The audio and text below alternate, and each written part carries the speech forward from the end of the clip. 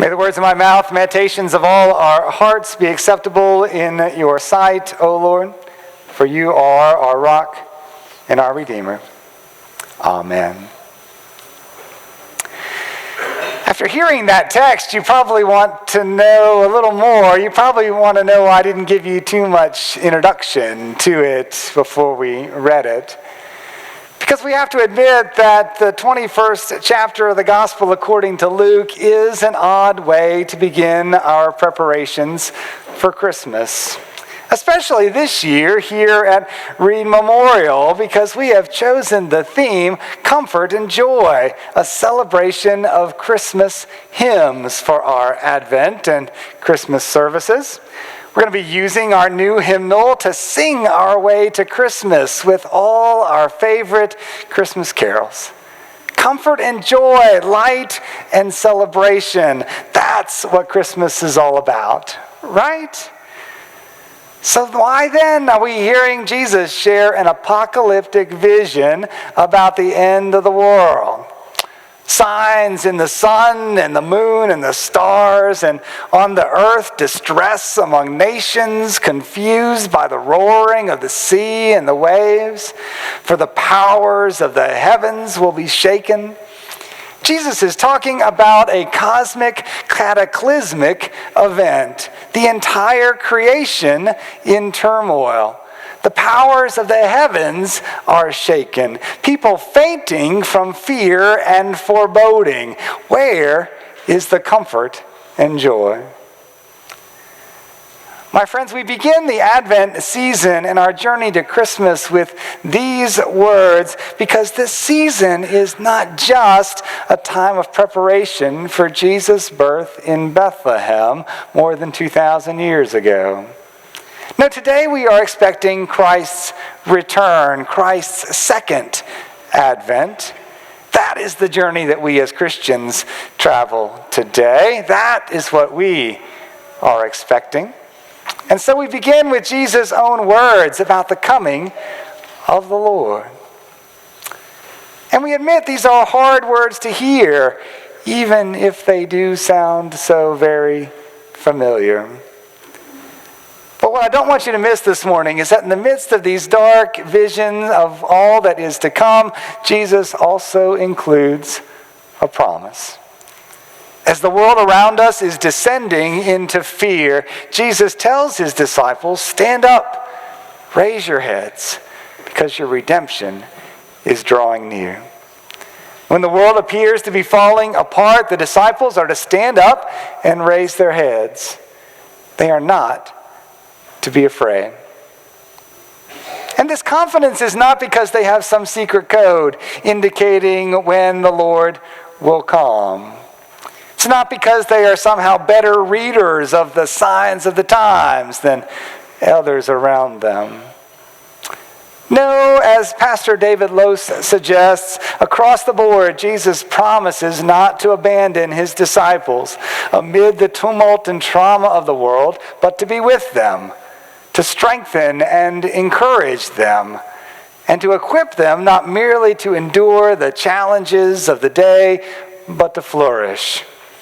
Jesus promises, he says he wants to be clear, do not eliminate fear or hardship from the lives of his disciples, then or now, but rather create courage, the ability to be faithful, to do one's duty, to retain vision and compassion and empathy, even while afraid.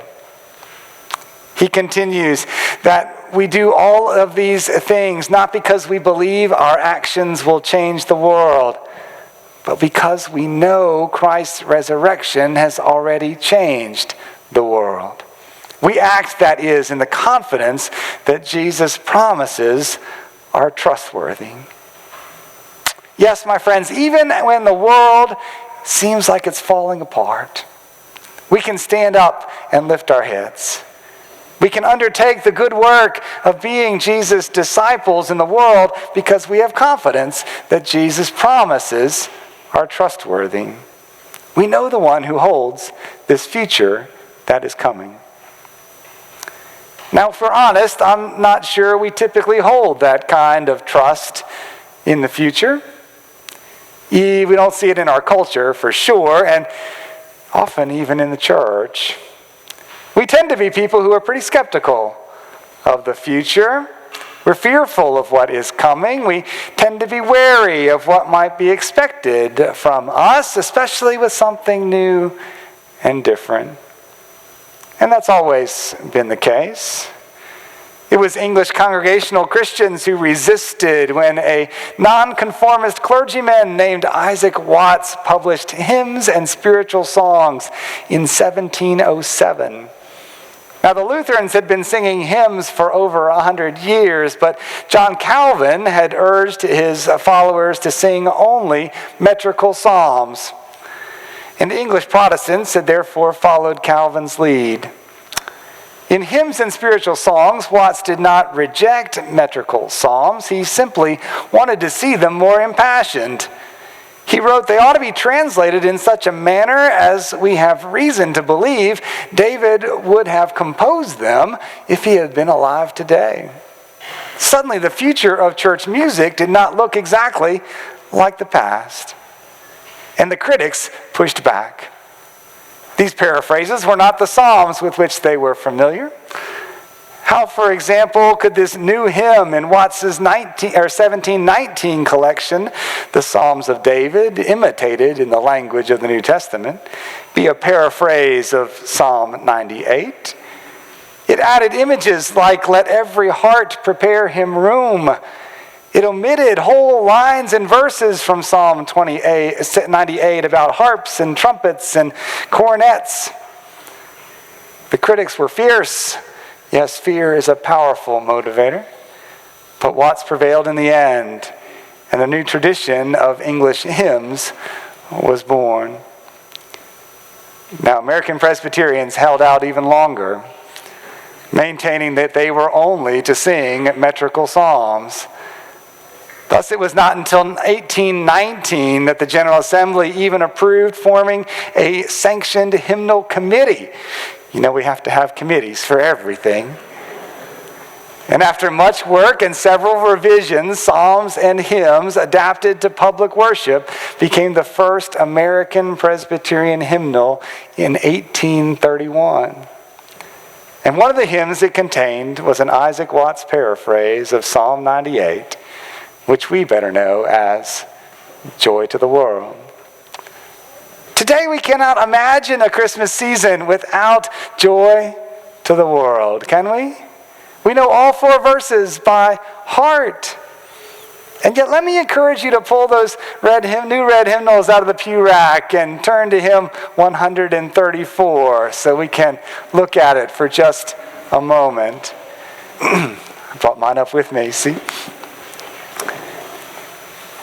In this most beloved Christmas carol, see if you can find any mention of shepherds or angels or magi or mangers. They're just not there. Instead, we find a cosmic vision of heaven and nature singing, of fields and floods, of rocks, hills, and plains, repeating the sounding joy, thorns no longer infesting the ground, and the nations proving the glories of his love. You see, Isaac Watts did not set out to write a beloved Christmas hymn, although he did make clear that the Lord in his version of Psalm 98 referred to Jesus Christ.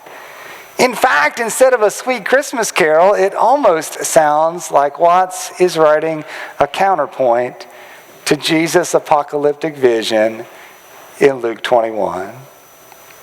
When the Lord comes, it will not be in a whisper of the night, but the whole creation will join in a song of praise. Signs in the sun and the moon will be replaced with singing rocks and hills.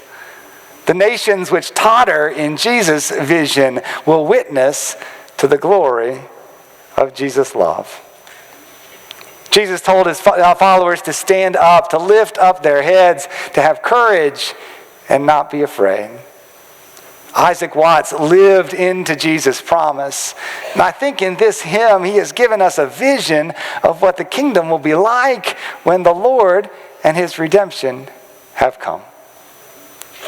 My friends, can we live with that same kind of vision and courage of Isaac Watts in the midst of a fear and fright which seemed to so occupy our world?